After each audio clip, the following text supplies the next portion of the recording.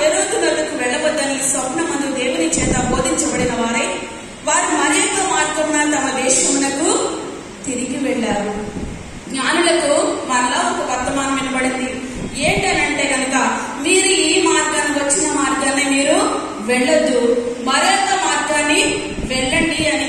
వాళ్ళు ఏమన్నారంటే, మేము జ్ఞానులం, చాలా కష్టపడి తూర్పు దేశం నుండి యేసు ప్రభు వారిని చూడడానికి వచ్చాము.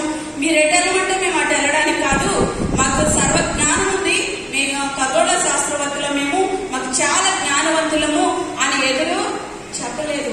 జ్ఞానులు ఏం చేస్తారు అని అంటే మార్గములను మార్చుకుంటారు.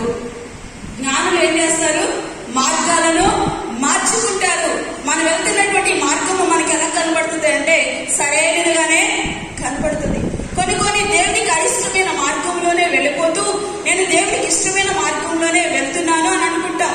కానీ మీ ఎదుట కనబడే మార్గము సరైనదిగానే మీకు కనబడుతుంది. తుదుకు అది ఎక్కడికి తీసుకుని వెళ్తుంది? మరణానికి దారి తీస్తుంది. భక్తి జీవితంలో మనం వెళ్తున్న మార్గమే సరైనది అని అనుకుంటాం. నేను దేవుని చిత్తంలోనే నడుస్తున్నాను అనుకుంటాం, దేవుని మార్గంలోనే నడుస్తున్నాను అనుకుంటాం. కానీ మనతో యేసు ప్రభు ఉన్నారా లేదా? మరి ఆ యేసేపులు 12 సంవత్సరాల వయసులో ఉన్నప్పుడు యెరూషలేము మందిరానికి యేసు ప్రభు వారు కలిసి ఆ మందిరానికి వచ్చారట. వెళ్తున్నప్పుడు యేసు ప్రభు వారు మాతోనే ఉన్నారనుకుని 3 దినములంతా ప్రయాణము చేశారట.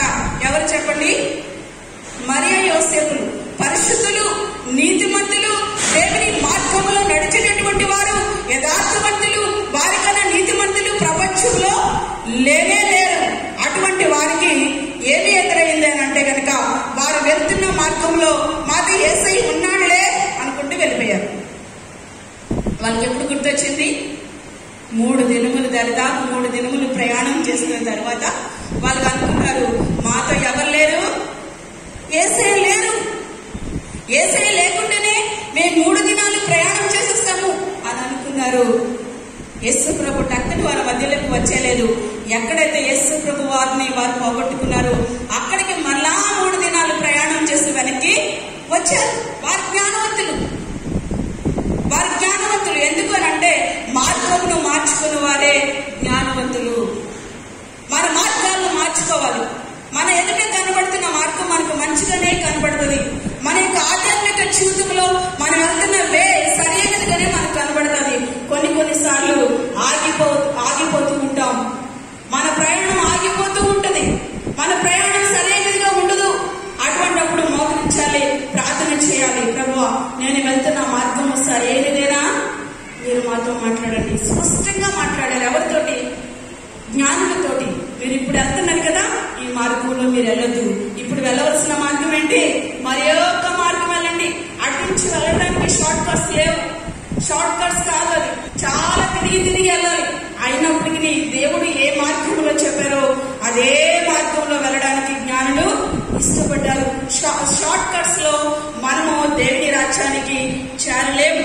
నీతి కార్యములు చేసి దేవుని రాజ్యానికి స్వతంత్రించుకోవాలనుకోవడం మన యొక్క బుద్ధిహీనత. మంచి పనులు చేసి పరలోక రాజ్యానికి మనము చేరలేము. మన నీతి దేవుని దృష్టిలో ఎలా ఉన్నాయి అంటే మురికి గుడ్డల వలె ఉన్నది. మన ఎదుట మనం చేస్తున్న క్రియలు మనకి నీతి క్రియలుగానే కనిపిస్తాయి, మంచి క్రియలుగానే కనిపిస్తాయి. మనం వెళ్తున్న మార్గము నీతి మార్గములాగానే మనకు కనబడుతుంది. మంచి ఎప్పుడు కూడా ముంచేస్తుంట. క్రైస్తవుని ఏం చేస్తుంది? మంచి ముంచేస్తుంది. మనకి ఏమనుకుంటాం? వెళ్తున్న మార్గం మంచిదే, శ్రేష్టమైందే, దర్శన భాగాలు ఇస్తున్నాను, కానుకలు ఇస్తున్నాను, ఆదివారం మందిరానికి వస్తున్నాను, ఇంక ఏది కూడా నాకు భక్తిలో లోటు లేదు అని అనుకుంటాం. కొన్ని చోట్ల మన భక్తి ఆగిపోతూ ఉంటది జ్ఞానుల వలె. కానీ ఆయన విడిచిపెట్టడు.